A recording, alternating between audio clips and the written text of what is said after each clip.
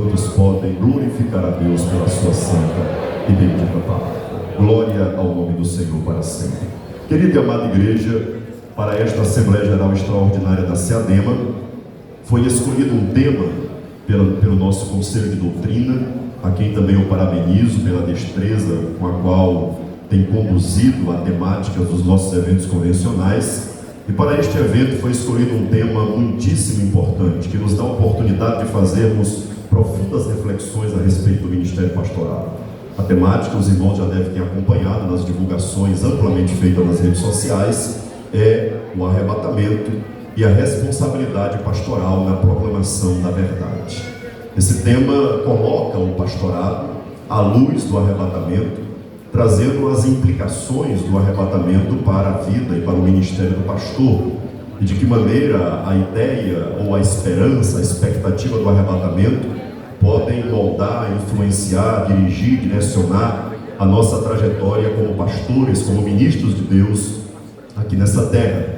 Portanto, quando nós temos em tela um tema como esse, nós temos a oportunidade de refletir a respeito, por exemplo, de prioridades do ministério pastoral, daquilo com que nós temos gasto a maior parte do nosso tempo, da nossa energia, do nosso esforço como ministros de Deus aqui na terra, no exercício do pastorado, do ministério que a nós foi confiado pelo próprio Deus.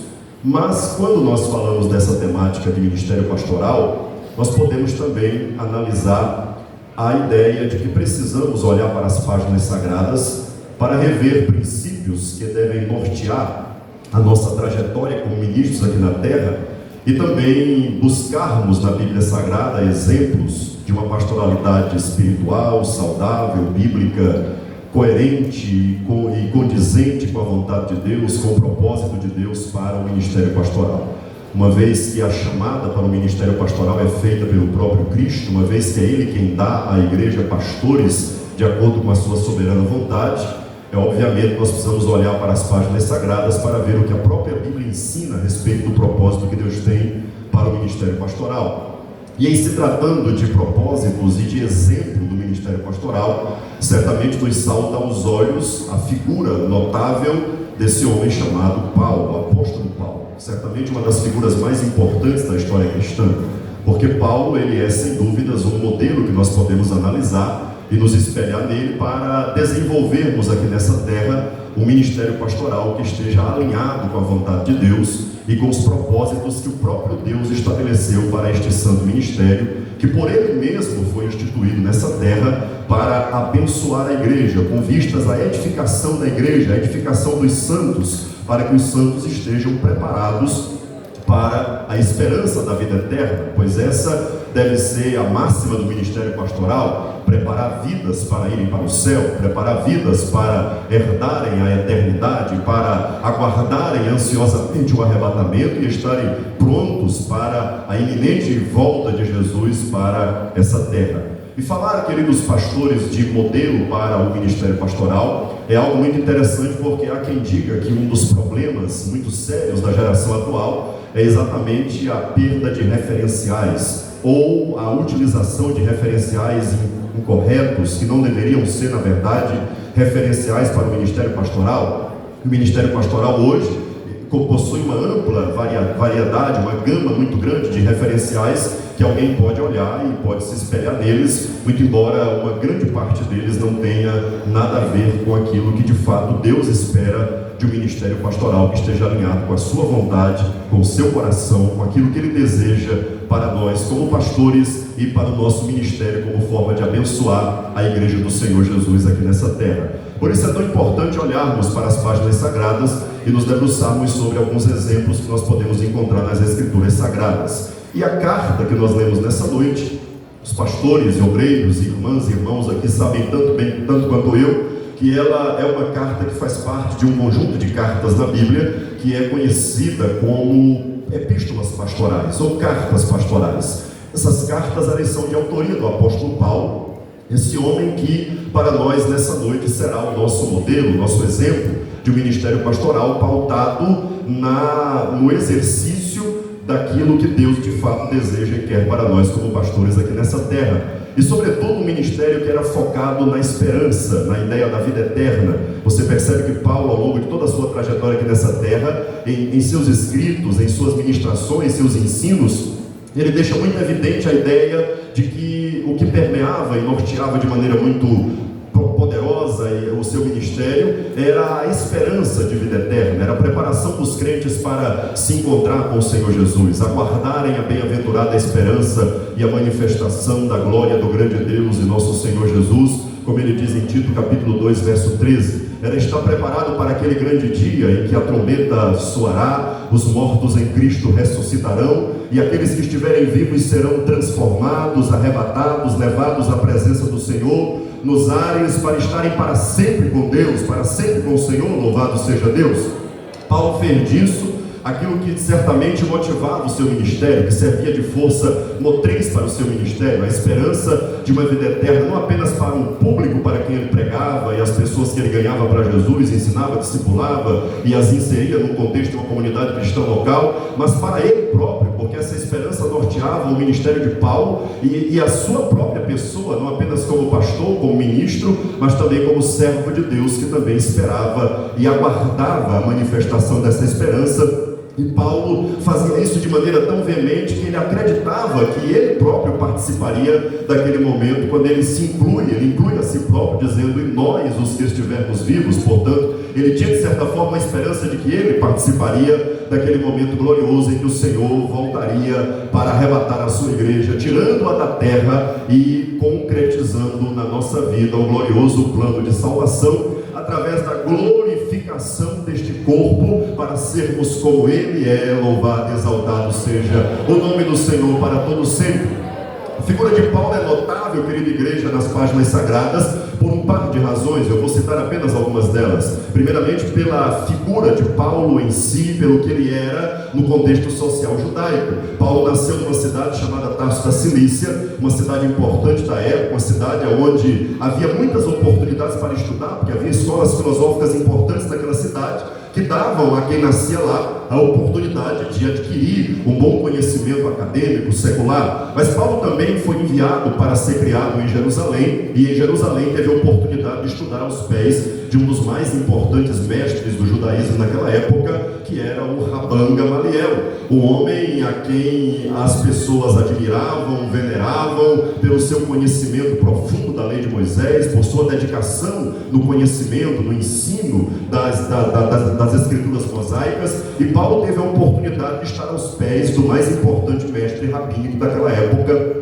que era Gamaliel, que vinha de uma casa, de uma escola rabínica também muito respeitada, que era a casa de Léo. Paulo, portanto, teve a oportunidade de passar por uma formação teológica, acadêmica, secular, e ele próprio dizia que se alguém pudesse se gloriar na carne, ele sim é que poderia se gloriar por toda a sua estrutura, seu currículo e a sua história de vida. Mas Paulo, amados e queridos irmãos, ele também é uma figura notória, porque ele se tornou um ferrenho perseguidor da igreja. Por conta do seu zelo judaico, farisaico, Paulo acabou se tornando uma figura violenta contra o cristianismo. Paulo não fazia isso, penso eu, movido por uma maldade simples e pura, não. Paulo fazia isso porque o seu zelo farisaico judaico o impelia a combater o cristianismo, na ideia de que o cristianismo seria, na verdade, uma espécie de atentado contra o próprio judaísmo, de maneira que Paulo investiu de maneira muito forte e veemente contra a igreja do Senhor Jesus aqui na terra. Ele próprio dá testemunho disso em alguns dos seus escritos, como em Filipenses 3 e 6, aonde ele próprio se intitula de perseguidor. Ele também fala disso na primeira carta a Timóteo, capítulo 1, verso 13, aonde ele próprio diz que era blasfemo, perseguidor e opressor da igreja do Senhor Jesus. Ele repete parte desses adjetivos terríveis que ele coloca em si mesmo em Gálatas capítulo 1, verso 13, quando ele diz que perseguia e devastava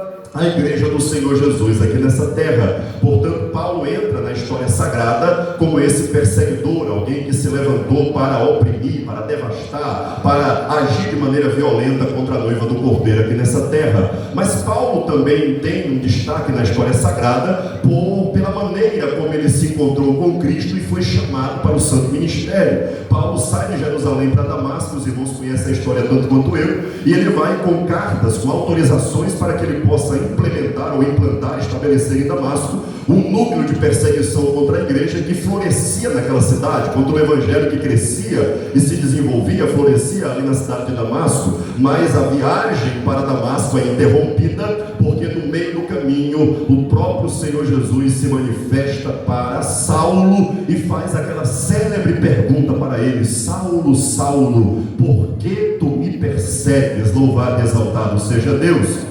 A palavra nos mostra que Saulo, a partir daquele encontro com Cristo Jesus, a sua vida foi completamente transformada. Paulo, de um perseguidor da igreja, se torna o maior plantador de igrejas que o mundo já conheceu. Paulo se tornou alguém que contribuiu de maneira muito significativa para a expansão do evangelho por toda a vasta extensão do Império Romano, e que fez disso também algo que norteava o seu ministério, a expansão do evangelho, pregando o evangelho onde ninguém aonde havia pregado. Ele mesmo diz isso em Romanos capítulo 15, verso 19, ele diz que queria pregar o evangelho onde Cristo, onde não havia sido anunciado. E esse era o esforço de Paulo, e desde Jerusalém até o Ilírico, até a região mais extrema do ocidente do Império Romano, Paulo não cessou, não se cansou, não parou de anunciar Jesus o Cristo. Louvado e exaltado seja o nome do Senhor eternamente.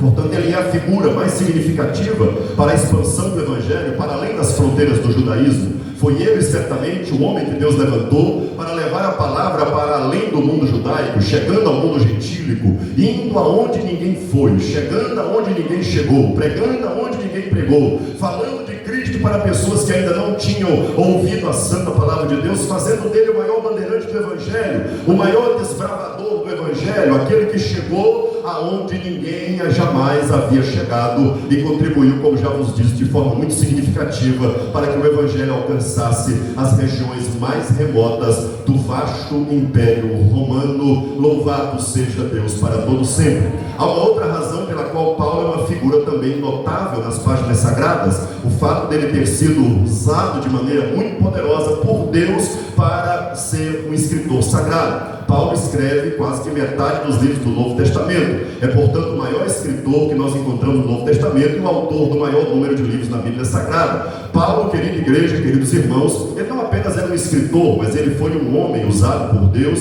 na escrita das páginas sagradas, lançando a base doutrinária, teológico-doutrinária para a igreja do Novo Testamento. É Paulo que introduz e desenvolve as principais e mais importantes doutrinas da fé cristã nas suas epístolas. Até hoje nós nos debruçamos sobre a teologia de Paulo e nos maravilhamos como Deus deu a Paulo este conhecimento espiritual, revelou a ele estes mistérios, e Paulo diz que isso foi fruto de um relacionamento íntimo com Cristo, porque ele diz em Gálatas capítulo 1, verso 12, que o evangelho que ele pregava, que ele ensinava, ele não tinha recebido de homem nenhum, mas ele tinha recebido por revelação do próprio Cristo. Louvado seja Deus. Portanto, está aí a fonte da sabedoria de tudo que Paulo pregou, porque foi o próprio Cristo quem deu a ele a revelação para escrever aquilo que está nas páginas sagradas, de maneira que esse homem, querida igreja, se tornou de fato um ícone para o cristianismo e para a história da igreja cristã no mundo todo. Além disso, permitam-me citar-lhes uma última razão pela qual eu admiro muito a figura de Paulo, e ele se torna uma figura relevante para a história cristã: o fato de que Paulo foi um líder excepcional no quesito de treinamento, capacitação, preparo de novos líderes. Paulo foi um homem que multiplicou a sua liderança. Ele não centralizou a liderança em si mesmo, e o ministério de Paulo não morreu juntamente com ele na sua morte. Pelo contrário, o ministério continuou vivo através dos seus muitos discípulos que foram treinados, capacitados por ele, ensinados, doutrinados, e Paulo tinha um zelo muito grande com esse aspecto do seu ministério. E esse zelo fica evidenciado através dessas epístolas que nós acabamos de citar para os irmãos, que são as cartas pastorais. elas mostram com muita propriedade o zelo, o cuidado, o carinho, a dedicação que Paulo tinha com essa face do seu ministério, que era voltada para o cuidado com os seus filhos na fé, com aqueles que recebiam de Deus a chamada para o santo ministério e que através da imposição de mãos de Paulo eram consagrados ao santo ministério, e que Paulo cuidava muito bem deles para que eles mantivessem o seu ministério dentro do padrão que Deus exigia e estabelecia para um ministério alinhado com a vontade do Senhor aqui nessa terra. Foi motivado por esse desejo e por esse zelo com seus filhos ministeriais que Paulo legou a nós essas 3 pérolas literárias que são as cartas pastorais, as epístolas pastorais. Sob a inspiração do Espírito Santo de Deus, ele escreve estas cartas e deixa para os seus discípulos um legado maravilhoso a respeito do que deve ser o ministério pastoral. Nós devemos ler, reler e reler muitas vezes essas cartas, porque elas são um verdadeiro manual de como nós, pastores, devemos exercer o nosso ministério aqui nessa terra. Louvado e exaltado seja Deus. Mas eu quero limitar nessa noite a minha reflexão apenas a esta carta que acabei de ler, a segunda carta de Paulo a Timóteo. Ele escreve 2 cartas a Timóteo e escreve uma carta a Tito, escreve 2 cartas ao pastor de Éfeso e uma carta ao pastor de Creta, homens que ele próprio considerava como seus filhos do ministério. Ele chama inclusive Timóteo de seu filho, seu amado filho, seu verdadeiro filho. Portanto, Paulo tinha por Timóteo um carinho de fato de pai e filho, porque considerava Timóteo um filho espiritual, um filho ministerial, alguém por quem Paulo tinha um cuidado e um zelo muito grande. Os pastores aqui que têm filhos do ministério, a exemplo do nosso pastor presidente, que tem dezenas de filhos do ministério, sabem certamente o que significa isso, esse carinho, esse zelo, esse cuidado com aqueles que você mesmo foi um instrumento de Deus para conduzi-los e levá-los ao ministério pastoral. Mas essa segunda carta de Paulo a Timóteo, ela tem algumas peculiaridades muito interessantes, porque esta, na verdade, é possivelmente a última carta que Paulo escreve. Das suas 13 cartas escritas e direcionadas a igrejas, e essas aqui especificamente a pessoas, esta certamente é a última carta escrita por Paulo. Na cronologia da sua vida, esses são os últimos escritos que ele deixa. Isso traz a essa carta um valor muito especial, muito significativo, porque ao ler a segunda carta de Paulo a Timóteo, você está lendo as últimas expressões registradas de forma escrita do apóstolo Paulo. Portanto, há algo muito importante, especial nessa carta, algo muito peculiar por conta disso. Você percebe que essa carta, ela tem um tom muito emocionado, muito emotivo, porque o apóstolo Paulo está nesse momento passando por uma situação certamente muito difícil da sua vida. Paulo, querida igreja, não teve uma vida fácil ao longo do seu ministério. O ministério de Paulo não foi um ministério pautado por aplausos, por reconhecimento, por elogios, por riqueza, por aquisição de bens materiais, por muita fama, por crescer, por ser um homem midiático. Pelo contrário, Paulo, na verdade, teve um ministério pautado por aquilo que o próprio Cristo disse para Ananias, naquela visão que Ananias teve, quando Cristo disse para Ananias que ia mostrar como importava Paulo sofrer pelo seu nome, sofrer pelo seu evangelho, sofrer por essa causa. E Paulo foi um homem que de fato o seu ministério foi marcado por muito sofrimento, por muitas lutas, por muitas provas, por muitas dores, por muitos altos e baixos, por rejeição, por abandono, por perseguição. A prisão se tornou uma velha conhecida de Paulo, porque ele passou várias vezes na sua vida pela prisão. E agora, queridos irmãos, Paulo, quando escreve essa segunda carta a Timóteo, aquele velho pastor, aquele velho apóstolo, está já na altura dos seus 60, talvez 65 anos de idade. Entre 30 e 35 anos separam esta carta daquele momento glorioso quando Paulo se encontra com Jesus na estrada de Damasco. Esta carta, portanto, tem um valor sentimental muito grande, e você percebe, observa o sentimentalismo de Paulo a partir das palavras que ele usa para se dirigir a Timóteo. Ele chama Timóteo de seu amado filho, no versículo 2, mostrando o carinho, o amor que ele tinha por Timóteo. Ele, no versículo 4, ele diz que desejava muito ver Timóteo. A vontade de Paulo era novamente ver Timóteo para se encher de gozo. Ele se lembrava das lágrimas lágrimas do seu filho espiritual chamado Timóteo. Paulo está muito emocionado nessa carta por uma razão, porque Paulo está mais uma vez preso, e dessa vez Paulo não está preso como ele esteve na primeira vez em Roma, que ele ficou em regime domiciliar e pôde ter uma certa liberdade para trabalhar, para produzir conteúdo literário, escreveu algumas epístolas nesse período, chamadas de epístolas da prisão,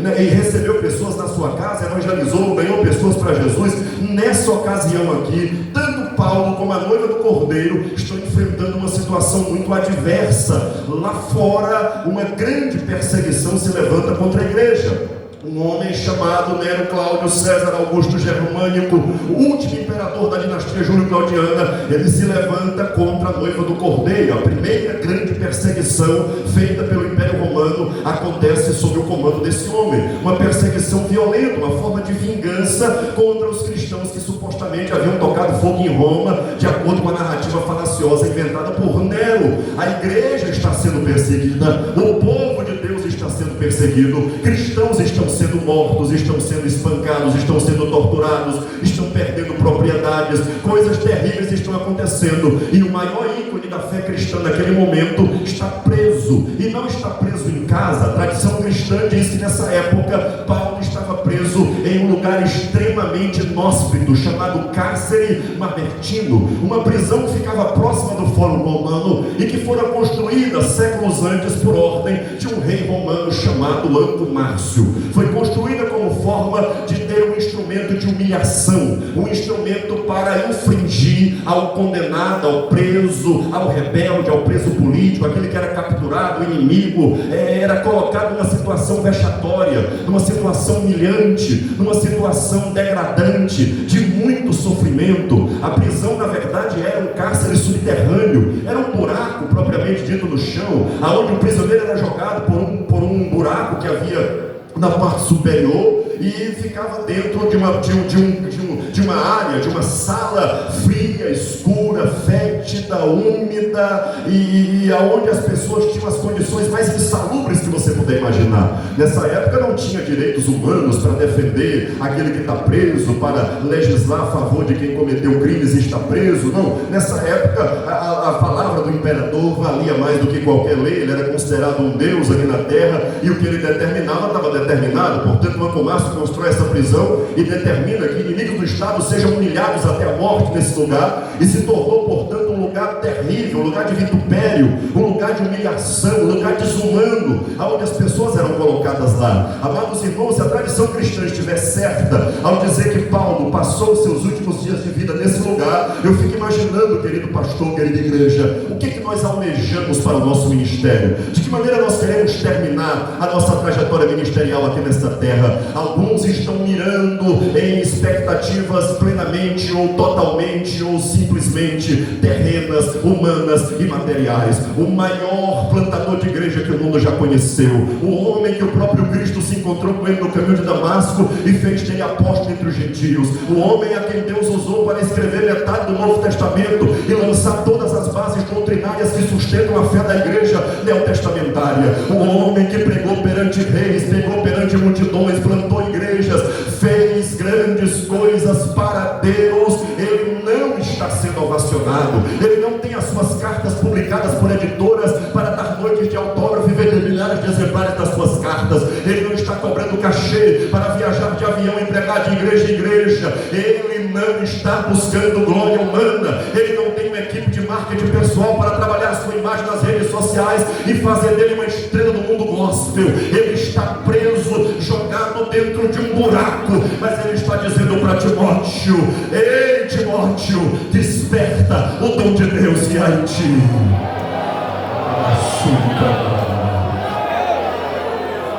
Eu imagino que para a igreja lá fora não estava nada fácil. Para um pastor como Timóteo, muitos temores tomavam conta da alma. Imagina ser pastor num tempo em que o próprio Império Romano, com todo o seu poderio, com toda a sua grandeza, com toda a força do seu exército, das suas legiões de soldados que faziam tremer a terra. Imagina alguém pensar: toda a força e a fúria romana vindo contra nós, quem vai nos defender? O que é que nós vamos fazer? Como é que vamos continuar pregando? Se o próprio império agora institucionaliza contra nós uma ferrenha perseguição. Eu imagino que por um momento o ministério de Timóteo esfriou. Talvez a visão ministerial estava querendo se apagar. Talvez Timóteo, de alguma maneira, estava um tanto quanto desanimado. Perseguição, a igreja sofrendo, o seu pai na fé preso em situação degradante. Mas lá da prisão, o velho apóstolo, com os olhos fitos no céu, sem se esquecer da esperança da vida eterna, ele brada para Timóteo: desperta o dom que tem em ti. Não deixa o dom morrer, Timóteo. Não deixa as lutas e agruras do ministério sufocarem a visão de Deus na tua vida. Não deixe que os embates, que as lutas, que as provas, que as oposições inerentes à vida ministerial sufoquem a tua chamada, matem a tua visão, tirem a tua espiritualidade, desliguem você do céu. Timóteo, desperta o dom, este dom que há em ti e que foi colocado sobre a tua vida pela imposição das minhas mãos. É dom de Deus, é coisa espiritual. Não despreza aquilo que Deus te deu. Há uma palavra do Senhor para você, querido pastor, amigo, obreiro que está conosco nesta GE. Deus está dizendo: Ele não nos deu espírito de covardia, Ele não nos deu espírito de timidez, como diz Paulo no verso 7. Ele não nos deu espírito de medo, Ele nos deu espírito de poder. Quem pode receber esta palavra, diga glória ao nome dele nessa noite. Receba o poder de Deus sobre o teu ministério nesta GR. Receba a renovação do dom de Deus sobre a tua vida. Eu sei que as lutas têm sido grandes, eu sei que as dificuldades têm sido pesadas contra o teu ministério, mas o Senhor tem te dito nesta noite: Ele contempla o teu choro na madrugada, Ele sabe da tua dor e sabe o que você está passando, Ele compreende e sabe a obra para a qual Ele te chamou, porque quando Ele chamou Paulo, Ele já disse logo: vai sofrer pelo meu nome. Ele já deu logo a deixa, Ele já explicou como é que seria o ministério. Então, se você está passando por dificuldades e provas nesta vida, o Senhor Jesus renova o dom que há na tua vida, renova a tua visão ministerial, renova as tuas forças nesta GE, para você voltar cheio da graça e do poder de Deus. O Senhor está te dando estratégias para resolver situações no teu campo. Feche os olhos, dê glória, adore o nome dele nessa noite.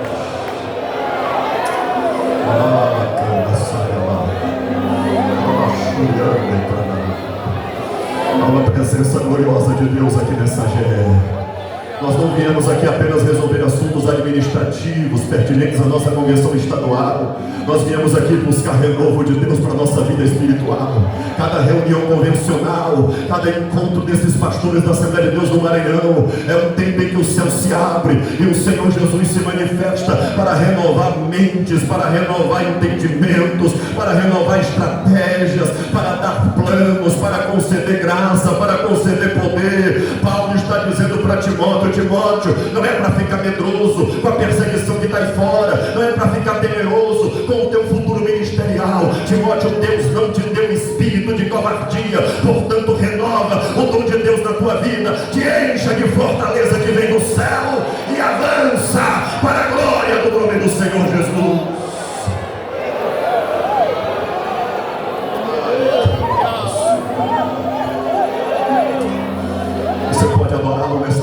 Você pode glorificá-lo, você pode bendizer o nome daquele que está aqui nesse lugar.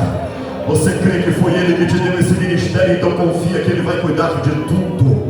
Ele vai cuidar de tudo. O poder que Paulo está falando no verso 7 aqui é o mesmo poder, a mesma palavra do nome de Atos 1:8. Mas recebereis poder ao descer sobre vós o Espírito Santo, e ser minhas testemunhas tanto em Jerusalém como em toda a Judeia e Samaria e até os confins da terra. O poder deste versículo é o mesmo poder de Lucas 24:49. Fiquem em Jerusalém até que do alto sejais revestidos de poder. O poder deste versículo é o mesmo poder de Atos 10:38, como Deus ungiu a Jesus de Nazaré com Espírito Santo e com poder, o qual andou por toda parte fazendo bem e curando os oprimidos do diabo, porque Deus era com ele. Ei, meu querido pastor, receba do nome de Deus na tua vida hoje. Receba renovo no teu ministério. O Senhor está dizendo: não vai terminar do jeito que está.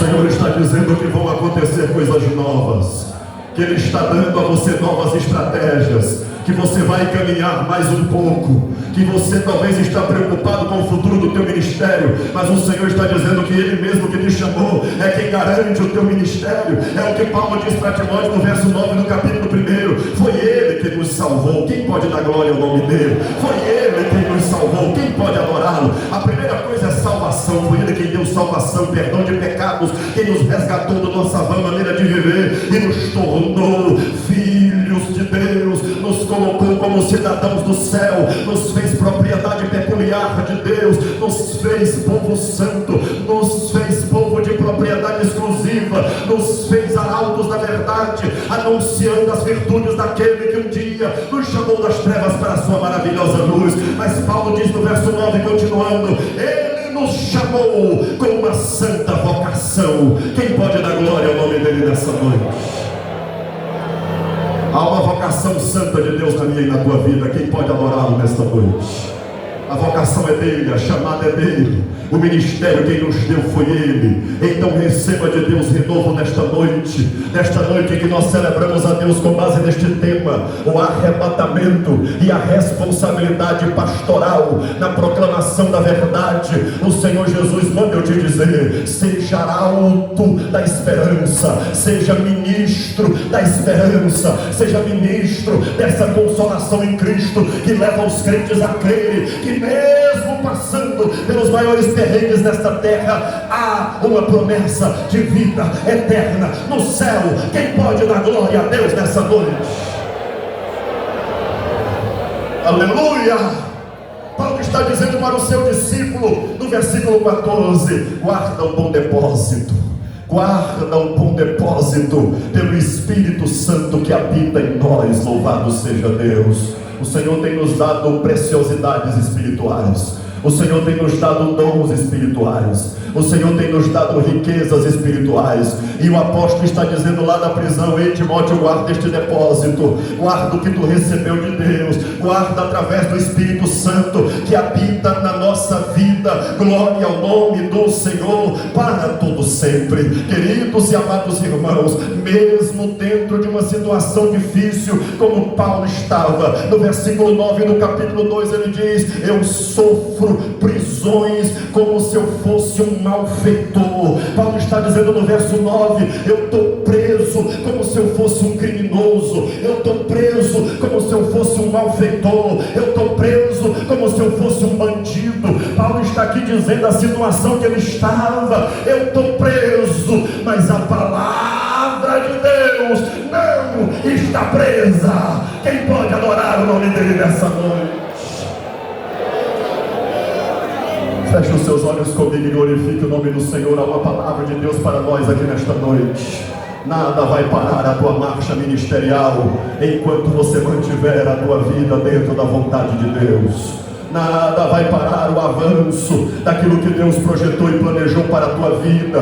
Por mais que nós olhemos para frente e contemplemos às vezes algo obscuro, algo que não está tão nítido, porque Deus nem sempre fala conosco de maneira nítida e clara. Às vezes Deus vai dando pequenos sinais e vai nos conduzindo de acordo com a sua vontade. Esteja atento ao que Deus está mostrando, esteja atento aos sinais que Deus coloca diante dos teus olhos. Às vezes esses sinais vão dando apenas vislumbres do que nos espera pela frente, mas pode marchar, pode colocar o pé na confiança de que Deus está contigo nessa trajetória. Avança para a glória do Senhor nosso Deus. O arrebatamento e a expectativa de ir para o céu é a força que nos motiva a avançar na direção dos propósitos de Deus aqui nesta terra. Glória ao nome dEle para todos sempre.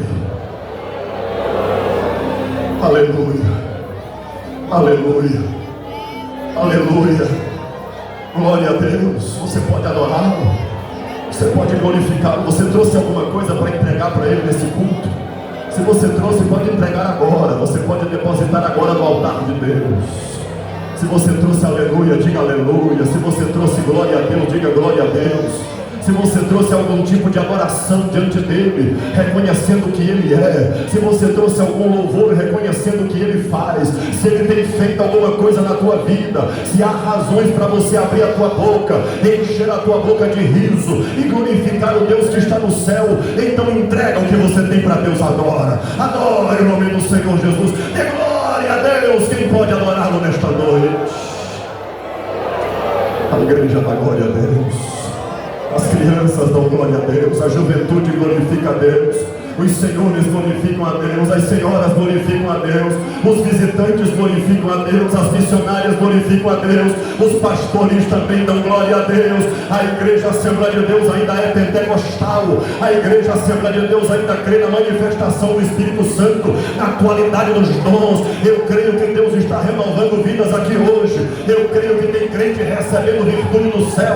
Aonde você estiver, fale em línguas estranhas, seja batizado com o Espírito Santo, receba dons de Deus na tua vida hoje.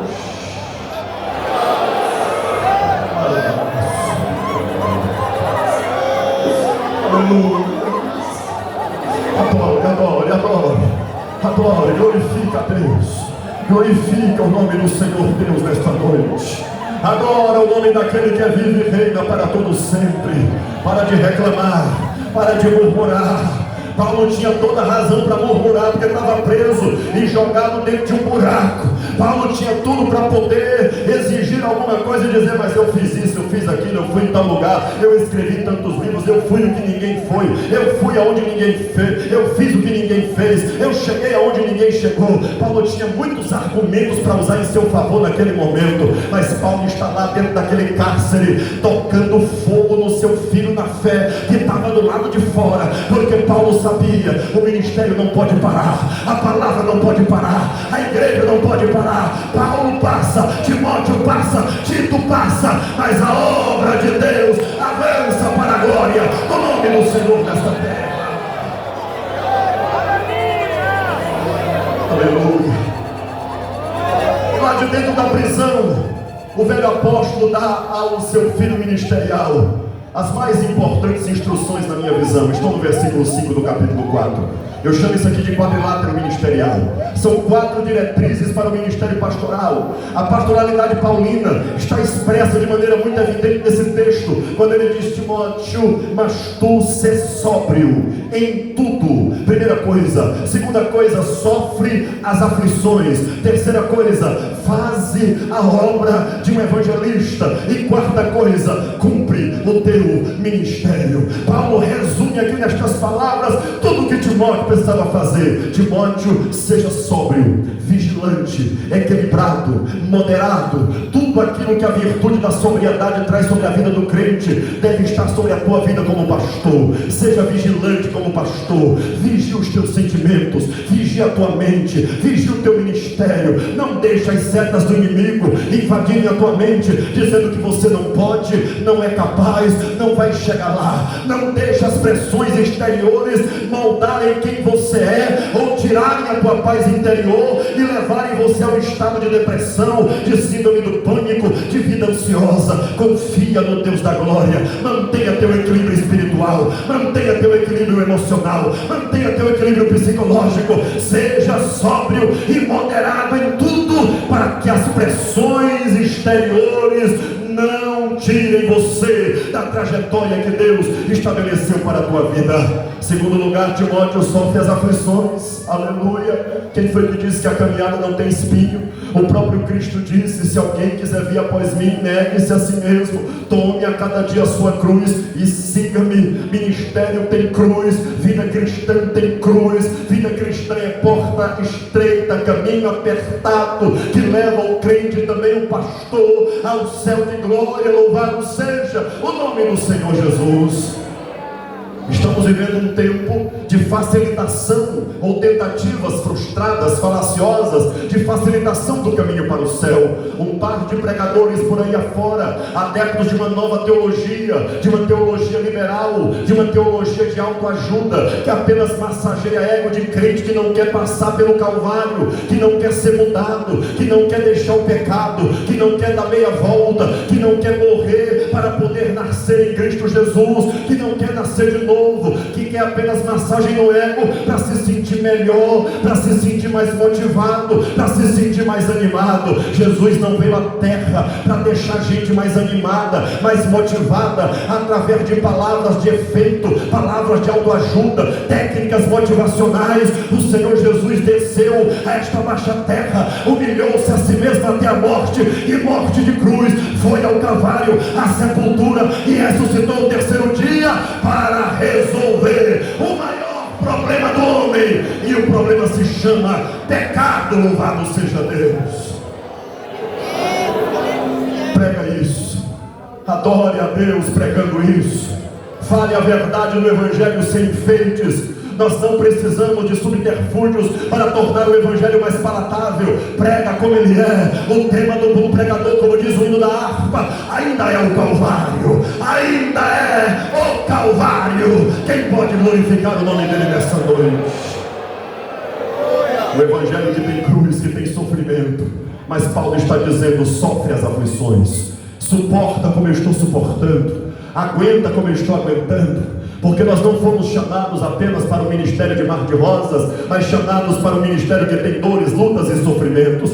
Paulo continua a instrução do seu filho na fé, do seu filho ministerial Timóteo, dizendo a ele: faz a obra de um evangelista. Lá de dentro da prisão mamertina, Paulo está se lembrando, ainda tem almas para serem ganhas para Jesus. O arrebatamento implica em um ministério pastoral voltado para missões e evangelização. Alguém que não faz disso uma máxima do seu ministério esqueceu-se da iminência do arrebatamento. Jesus voltará a qualquer momento, e sem aviso prévio a trombeta tocará, um será levado, outro será deixado. E eu pergunto: até que ponto nossa alma tem se incomodado com aqueles que serão deixados? O ministério pastoral exige que nós façamos a obra de um evangelista. O arrebatamento da igreja impulsiona este povo para ganhar almas para Jesus antes que Cristo venha. Louvado seja Deus. Cumpre cabalmente o teu ministério. Faça tudo aquilo, Timóteo, que é mister, que é próprio do ministério.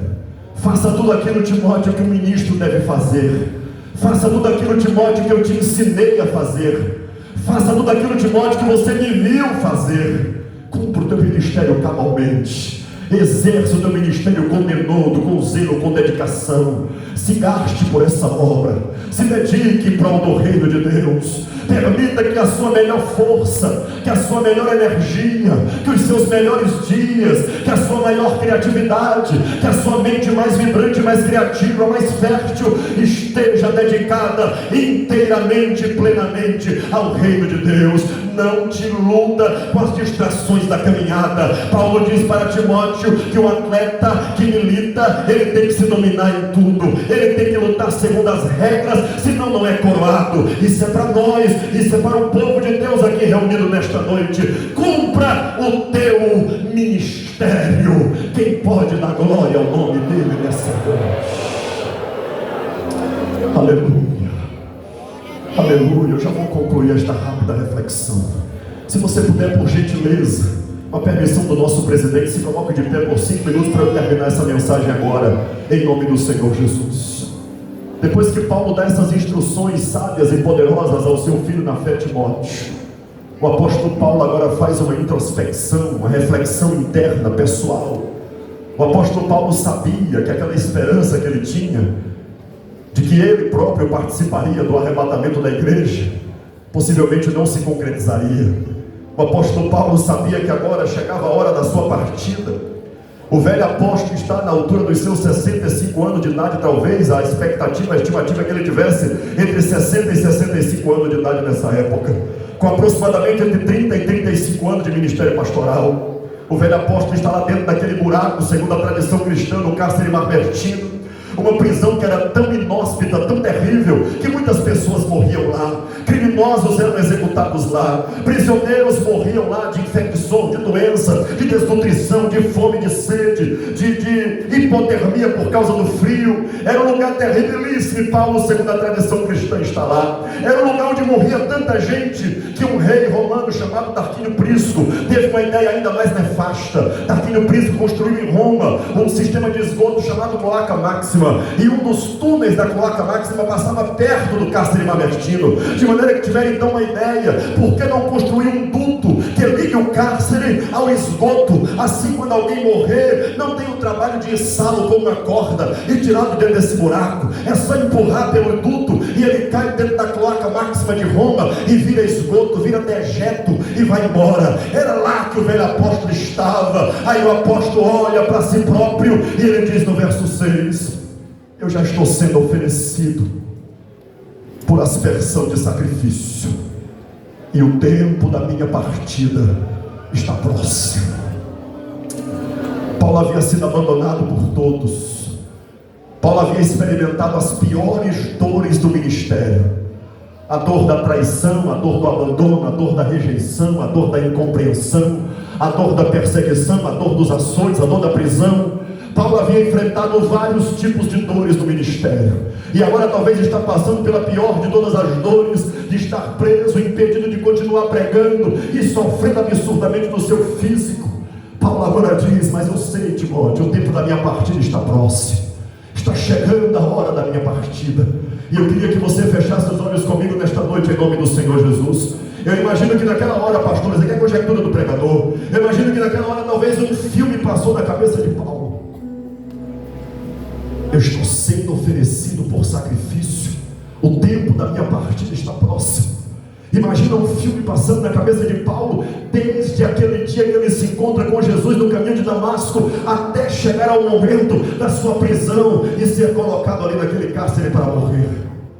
Imagina Paulo pensando em quantos lugares ele passou, em quantas viagens ele fez, quantas cidades, vilas, vilarejos, povoados Paulo palmilhou, pisou, quantas mensagens ele pregou, quantas vezes Paulo sentiu a presença consoladora e gloriosa do Espírito Santo enchendo a sua alma e lhe dando motivos para continuar. Quantas vezes Paulo, talvez nas madrugadas frias, sentindo-se sozinho, abandonado, traído, vendo perseguição e oposição para todos os lados, ele era visitado pelo próprio Cristo, que dava a ele revelações do céu, que eram registradas nas suas cartas e que servem até hoje para o nosso deleite e crescimento espiritual. Imagina Paulo vendo todo este filme passando na sua cabeça. Quantas almas aceitaram a Jesus como Salvador? Paulo lembrando do rosto de cada uma, de cada vida que foi liberta. Paulo lembrando de possessos por espíritos malignos, que ao receberem a imposição de mãos e a palavra de ordem do homem de Deus, no nome poderoso de Jesus, eram libertas do poder do diabo e eram transformadas para a glória do nome do Senhor Jesus. Imagina Paulo lembrando de quantos enfermos foram curados. Imagina Paulo lembrando de quantos leprosos purificados, de quantos mortos ressuscitados, de quantos livramentos, de quantas vezes Deus o guardou na trajetória. E eu estou dizendo isso para que você, querido companheiro ministro do Evangelho, possa também fazer rebobinar a vida da tua história nesta noite e se lembrar de quantas vezes Deus te assistiu, de quantas vezes Deus te ajudou, de quantas vezes Deus te abençoou, de quantas vezes Deus te livrou, de quantas vezes você sentiu a visitação tão poderosa de Deus na tua vida, lá no teu quarto de oração, que parecia que a presença de Deus podia ser apalpada com as suas próprias mãos. Era a mão de Deus te consolando, era a mão de Deus te renovando, era a mão de Deus dizendo: você vai continuar um pouquinho mais. Era a mão de Deus dizendo: eu vou resolver esse problema. Era a mão de Deus dizendo: fui eu quem coloquei este espinho, aguenta, porque isso é obra minha e tem propósito meu em tudo isso que está acontecendo.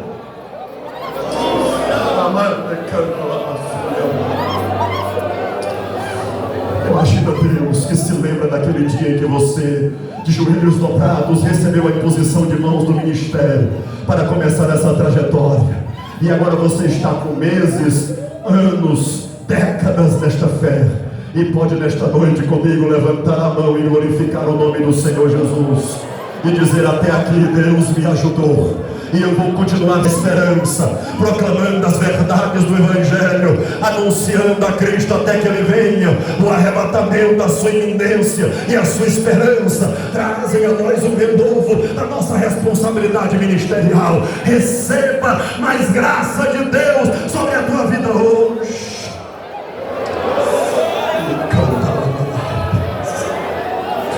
Aí depois de todo aquele filme passar na cabeça do apóstolo, aí no versículo 7, eu conjecturo que ele abre os olhos, talvez cheios de lágrimas. Ele olha para cima sem poder ver o céu, porque acima da sua cabeça está o teto úmido do cárcere mamertino. Mas ele olha talvez para cima, e ele naquele momento rompe num brado de glória e de vitória. Talvez o mais lindo, o mais especial, o mais glorioso brado que Paulo deu nos seus 35 anos de fé cristã. Ele brada dizendo: combati o bom combate, acabei a carreira,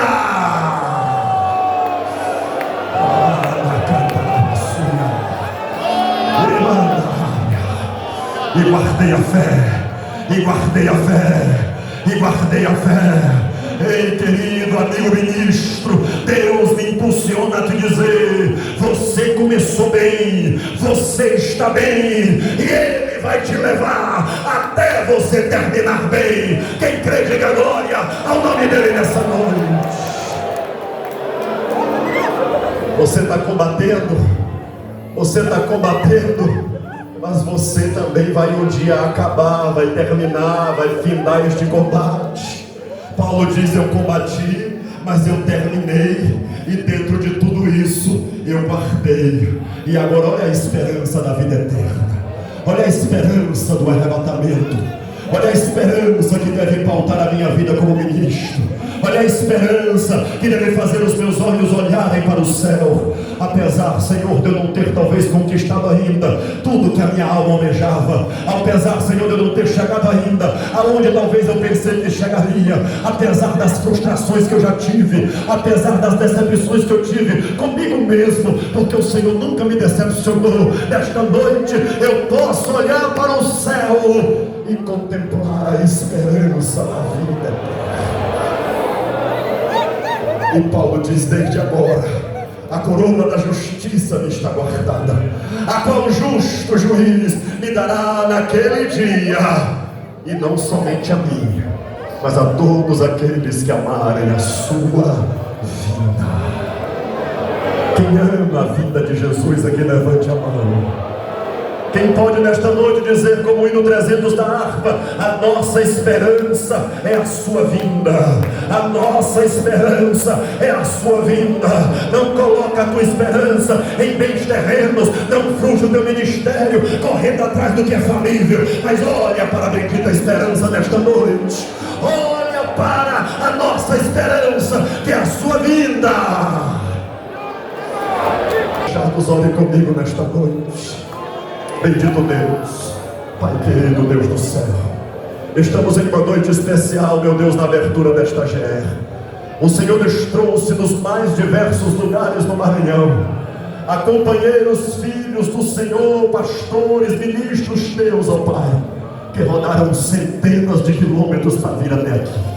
E muitos deles, Senhor, vieram na expectativa de que nesta GE mais uma vez o Senhor se manifestaria, de que nesta GE mais uma vez o Senhor falaria, de que nesta GE mais uma vez o Senhor renovaria, de que nesta GE mais uma vez o Senhor visitaria o teu povo.